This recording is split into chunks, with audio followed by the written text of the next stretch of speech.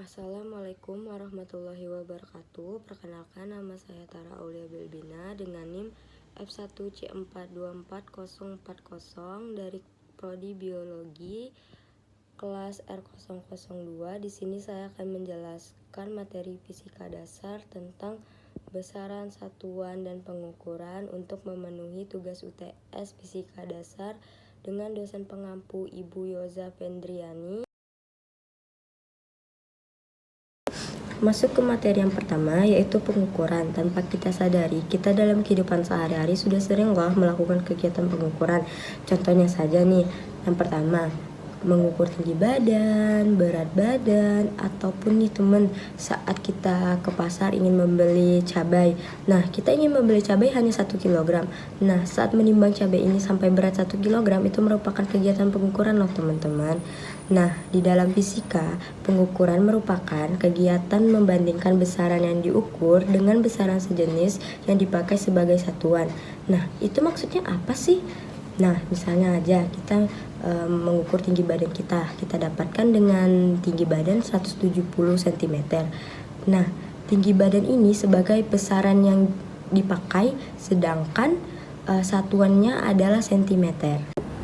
Masuk ke materi yang selanjutnya, yaitu besaran. Besaran merupakan segala sesuatu yang dapat diukur, contohnya seperti berat, tinggi, panjang, dan kecepatan. Kita bisa melihat kecepatan atau laju pada kendaraan kita pada speedometernya. Sedangkan yang bukan merupakan besaran adalah segala sesuatu yang tidak dapat diukur, seperti rasa. Kita hanya bisa bilang rasa itu manis, pedas, ataupun asin. Kita tidak dapat mengukurnya. Yang kedua yaitu rasa kasih sayang kita tidak bisa dapat mengukurnya. Besaran dibagi menjadi dua. Yang pertama yaitu besaran pokok. Besaran pokok adalah besaran yang satuannya telah ditetapkan terlebih dahulu. Contohnya seperti panjang, massa, dan waktu. Sedangkan yang kedua adalah besaran turunan. Besaran turunan adalah besaran yang diturunkan satu atau lebih dari besaran pokok, contohnya seperti luas, volume, dan kecepatan. Berikut merupakan tabel dari besaran pokok dengan besaran panjang dengan satuan meter, massa dengan satuan kilogram, waktu dengan satuan sekon, arus listrik dengan satuan ampere, suhu dengan satuan Kelvin, intensitas cahaya dengan satuan jendela, dan jumlah zat dengan satuan mol. Lanjut, materi yang selanjutnya adalah satuan. Satuan adalah sesuatu yang digunakan sebagai pembandingan dalam pengukuran. Satuan dibagi menjadi dua, yaitu satuan baku dan satuan tidak baku. Yang pertama, satuan tidak baku. Satuan tidak baku adalah satuan yang tidak standar. Setiap orang memiliki nilai dan hasil yang berbeda-beda.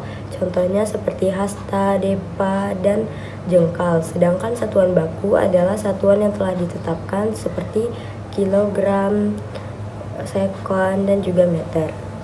Adapun alat yang digunakan dalam pengukuran itu berbeda-beda dan berbeda pula fungsinya. Contohnya termometer untuk alat pengukur suhu, mikrometer untuk mengukur ketebalan pada suatu benda, sedangkan jangka sorong digunakan untuk mengukur diameter, dan penggaris digunakan untuk mengukur panjang suatu benda, dan banyak lagi alat ukur yang dapat digunakan sesuai dengan fungsinya. Untuk mengetahui perbedaan antara besaran dan satuan, simak video setelah ini yang akan dijelaskan. Misalkan sebut aja nama kakek ini adalah Opa Bob. Si Opa Bob hasil memancing, lalu dapat hasil berupa ikan lele raksasa. Nih, ikan lelenya besar nih. Dia mancing bareng sama cucunya. Oke? Nah, karena ikannya besar, Opa Bob penasaran, ini ikan sebesar apa? Biar tahu seberapa besar ikannya, maka kita lakukan pengukuran. Apa yang bisa kita ukur? Kita bisa ukur panjang atau kita bisa ukur beratnya atau massanya. Nah, kita ukur panjang misalkan, yang gampang. Opa Bob nggak punya penggaris, nggak punya meteran untuk ukur panjangnya. Maka dia putuskan pakai jengkal. Oke? Opa Bob pakai jengkal. Jengkalnya ada 1 jengkal, 2, 3, 4, 5, 6. Nah, menurut Opa Bob, ikan ini 6 jengkal. Nah, cucunya yang tadi, yang anak kecil tadi, juga ngukur. Dapat 15 jengkal katanya. Berbeda. Opa Bob 6, cucunya 15. Kok bisa beda? Ya karena ukuran tangannya beda. Opa Bob tangannya lebih besar. Sehingga pas dibandingkan ke ikan ini, panjang satu ikan ini, itu sama seperti 6 jengkal tangan Opa Bob. Tapi bagi cucunya, satu ikan ini panjangnya setara dengan 15 jengkal tangan dia. Oke, tangan si anak kecil ini. Nah, karena berbeda, gimana caranya biar seragam? Ya udah, pakai cara lain mengukurnya. Misalkan pakai penggaris. Kita pinjamkan penggaris ke Opa Bob, lalu diukur. Ternyata lele ini panjangnya 94 cm. Oke? Nah, di sini kita melakukan pengukuran. Seperti yang tadi kita udah bahas, pengukuran adalah kegiatan yang membandingkan suatu besaran yang diukur. Besaran yang diukur. Kita ngukur apa? Ngukur panjang. Maka panjang ini kita sebut sebagai besaran. Oke? Dengan besaran sejenis yang dipakai sebagai satuan. Tadi pertama kali kita membandingkan panjang ikannya sama jengkalnya Opa Bob. Oke? Satu ikan sama dengan 6 jengkalnya Opa Bob. Maka jengkal ini kita sebut sebagai satuan. Oke? Jengkal si cucunya ini, si anak kecil ini juga kita sebut sebagai satuan. Nah, pas kita gunakan penggaris, maka kita membandingkan panjang ikan dengan garis-garis yang ada di penggaris. Oke? Dan dapatnya 94 cm. Maka sentimeter ini juga kita sebut sebagai satuan. Jadi kita punya dua buah satuan di sini, jengkal sama sentimeter. Oke? Dan kalau tadi kita perhatikan, jengkal antara Opa Bob sama cucunya itu ternyata dapatnya berbeda. Menurut Opa Bob 6 jengkal, menurut cucunya 15 jengkal. Sementara kalau ngukur pakai penggaris, mau penggaris siapapun yang kita gunakan buat ngukur, selama dia penggaris, oke, maka hasilnya pasti sama 94 cm. Nggak akan berbeda. Mau pakai meteran yang kain misalkan atau yang kawat, ada kan yang meteran yang seng yang bisa digulung-gulung, itu pasti hasilnya nggak akan beda sama 94 cm.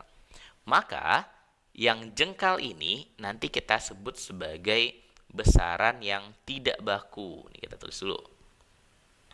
Yang jengkal ini disebut nanti sebagai besaran yang tak baku.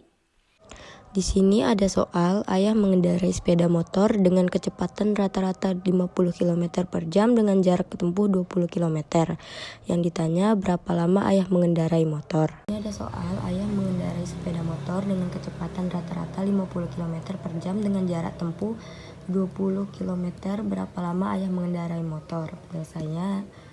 Penyelesaiannya diketahui kecepatannya 50 km per jam, jarak yang diketahuinya 20 km, sedangkan yang ditanya adalah waktu. Kita masukkan rumus waktu, yaitu jarak per kecepatan. Jarak yang diketahui adalah 20 per kecepatan yang telah diketahui adalah 50.